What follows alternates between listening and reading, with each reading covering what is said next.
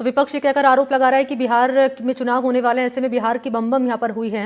और इसी पर जवाब दे रहे थे धर्मेंद्र प्रधान, आप उनको सुन रहे थे, शिक्षा मंत्री। इस बीच लिए चलेंगे, सहयोगी है पवन अटारिया, मौजूदगी अजमेर में, और उनके साथ कई लोगों की भी मौजूदगी है। पवन के पास चलते हैं और जरा जान लेते हैं पवन, क्योंकि राजस्थान के लिए भी महत्वपूर्ण ऐलान इस बार के बजट में किए गए हैं। आपके पीछे मैं देख पा रही हूँ तमाम लोग मौजूद हैं। क्या कहेंगे इस बजट को लेकर? सेटिस्फैक्ट्री बजट रहा इनके लिए ये?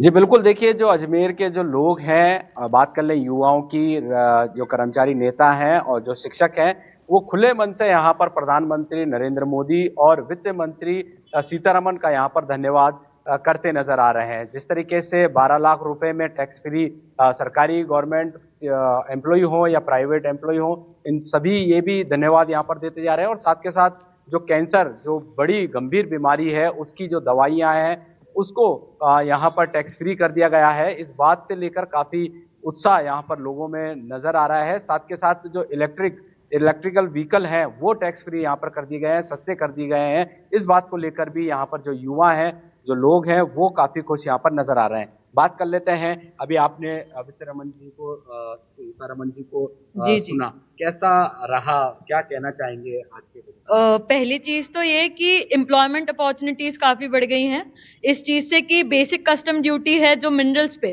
वो कम हो गई है, जिस वजह से मैन्युफैक्चरिंग सस्ती हो गई है और जिस वजह से देखा जा रहा है कि ईवीज भी सस्ते हुए हैं और बैटरीज भी सस्ती हुई है। ओवरऑल व्यू मेरा यही था कि ये एक अच्छा बजट गया है एक मिडिल क्लास वालों के लिए, कि वो अपना डेवलपमेंट देख सकते हैं इस बजट में। थैंक तो यू। आपने कहा ई व्हीकल सस्ते हो गए, तो अब ई व्हीकल लेंगे आने जाने के लिए? जी बिल्कुल, अगर सस्ते हुए हैं तो बिल्कुल आम आदमी यूज तो करेगा ही वो चीज, जो चीज सस्ती हुई है। जी मैम, आप किस तरीके से देखते हैं आज के हाँ, जैसा कि आपने बताया कि 12 लाख तक हमें टैक्स रिबेट मिला है, तो ये सब वर्किंग क्लास के लिए अच्छा है। लेकिन इसमें भी थोड़ी और क्लैरिटी जैसे जैसे समय आएगा और पढ़ेंगे इसके बारे में तो पता चलेगा, क्योंकि अभी भी 12 लाख के ऊपर वाला जो टैक्स रेजिम है उसके अंदर ये क्लैरिटी नहीं मिल पाई है कि कितने रेट के ऊपर टैक्स लगेगा। तो एक ये बड़ा सारे वर्किंग क्लास को फ़ायदा मिला है इससे। और दूसरा, इन्होंने एम्प्लॉयमेंट के लिए तो काफ़ी किया ही है, जैसे कि अभी आपको पता ही चला। साथ साथ में इन्होंने शिक्षा के अंदर भी कुछ कदम आगे लिए हैं, जैसे आईआईटीज़ के अंदर इन्होंने बोला है हम इंफ्रास्ट्रक्चर डेवलपमेंट करेंगे। तो जो नए आईआईटीज़ हैं उनके अंदर इंफ्रास्ट्रक्चर की बात करी, नए मेडिकल कॉलेजेस खोलने की बात करी, वहाँ पे स्टूडेंट्स को बढ़ाने की बात करी है। लेकिन एक चीज़ की जिसकी कमी दिखी वो ये दिखी कि स्किल डेवलपमेंट और स्किल बेस्ड इंस्टीट्यूशंस की बात थोड़ी कम की गई है। तो एज ए टीचर अगर मैं इस चीज़ को देखूं तो हम सिर्फ कुछ ही जगहों पे बात कर सके और अभी स्कोप था इसके अंदर। आप किस तरीके से देखते हैं आज के बजट को? युवाओं के लिए, जो बाहर जाके बच्चे पढ़ते हैं, उनके लिए भी कुछ मिला है? मैं तो यही कहना चाहूँगी कि जो अभी बजट प्रेजेंट हुआ है उसमें जो लेदर इंडस्ट्री के ऊपर जो गवर्नमेंट ने मतलब जो कस्टम ड्यूटी जो रिमूव करी है, उस वजह से अपने जो लेदर इंडस्ट्री वो ग्रो करेगी, बाहर के देशों में ज़्यादा अपना लेदर एक्सपोर्ट हो पाएगा और जो इनपुट कॉस्ट है वो अपने यहाँ रिड्यूस हो पाएगी। तो वो लेदर इंडस्ट्री के लिए एक बेनिफिशियल पॉइंट हो सकता है अपने बजट के थ्रू। आपने भी सुना बजट, कैसा रहा, क्या कहना चाहिए? जो चीज़ मुझे बजट में अच्छी लगी वो ये थी कि ट्रेडिशनल सेक्टर को बहुत इम्पोर्टेंस दी गई है, क्योंकि स्कीम्स निकाली है ट्रेडिशनल एक्सपोर्ट को लेके, जो एक अच्छा स्टेप है ताकि अपना ट्रेडिशनल सेक्टर बूस्ट करे। और टूरिज़्म को लेके भी गवर्नमेंट ने काम किया है, क्योंकि वो मुद्रा योजना फॉर होम स्टेज और बाकी होटल मैनेजमेंट उनको, ताकि कनेक्टिविटी बढ़ सके, तो वो एक अच्छा स्टेप था। आप क्या कहेंगे वित्त मंत्री और प्रधानमंत्री नरेंद्र मोदी के द्वारा जो जी, जो किसान क्रेडिट कार्ड योजना है, जो फार्मर्स को फैसिलिटेट करती थी, उनको शॉर्ट टर्म लोन्स प्रोवाइड करती थी, उसकी लिमिट भी बढ़ा दी गई है, 3 से 5 लाख हो गई है। तो उसकी वजह से हमारे एग्रीकल्चर सेक्टर में ज़रूर ग्रोथ आएगी, तो वो एक अच्छी बात है। आप बताएं कैसा रहा बजट? अभी बजट में देखा गया है कि एफडीआई का जो परसेंटेज पहले 74% था, अब 100% कर दिया गया है, जिसकी वजह से पहले भारत में जो इंश्योरेंस का इनफ्लो बहुत कम होता था, अब उसमें भी बढ़ोतरी देखी जाएगी। यहाँ पर देखिए मनी, किसानों के लिए एक अच्छी यहाँ पर योजना बजट में यहाँ पर बताया गया है कि जो 3 लाख रुपए जो क्रेडिट की जो लिमिट थी उसको बढ़ाकर 5 लाख रुपए कर दिए। जैसे कि अगर मान लीजिए किसान के घर में एक फैमिली में 5 किसान है तो करीब 25 लाख रुपए जो क्रेडिट जो लिमिट है वो यहाँ पर उनको मिल जाएगी और उससे वो अच्छा अपना किसान का हो या व्यापार हो, कुछ और भी व्यापार यहाँ पर कर सकते हैं। कुछ कर्मचारी नेता हमारे साथ में जुड़े हुए हैं। आज आपने वित्त रमन जी को सुना, कैसा रहा? सर देखिए, जो भारत की वित्त मंत्री ने आज जो घोषणाएं करी है उसके अंदर 19 पॉइंट थे, लेकिन कर्मचारियों से पवन रिलेटेड लौटूंगा उसके आपके अंदर पास। एक ही इस पॉइंट बीच आया रक्षा मंत्री राजनाथ सिंह क्या कह रहे हैं, जरा वो भी सुनवा देते हैं।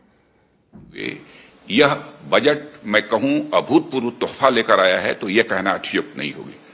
मैं पुनः एक बार इसके लिए माननीय प्रधानमंत्री जी और निर्मला जी के इस शानदार बजट के लिए मैं हार्दिक बधाई देता हूं। वित्तीय वर्ष 2025-26 के बजट में डिफेंस मिनिस्ट्री को 6,81,000 करोड़ से अधिक का एलोकेशन किया गया है, जो पिछले साल के बजट एलोकेशन से लगभग 9.5% अधिक है। और डिफेंस फोर्सेस का मॉडर्नाइजेशन ये हमारी सरकार की प्राथमिकता रही है और इसके लिए भी 2025-26 में 1,80,000 करोड़ रुपए का कैपिटल एलोकेशन किया गया है, जो हमारी सेनाओं की क्षमता को पहले से कहीं और अधिक बढ़ाएगा। और पिछले वर्ष के तरह ही डिफेंस मॉडर्नाइजेशन बजट का 75% हिस्सा डोमेस्टिक इंडस्ट्री से प्रोक्योरमेंट में खर्च किया जाएगा और भूतपूर्व सैनिकों और उनके परिवारजनों को पेंशन और स्वास्थ्य सेवाओं के लिए इस बजट में पर्याप्त प्राविधान किए गए हैं।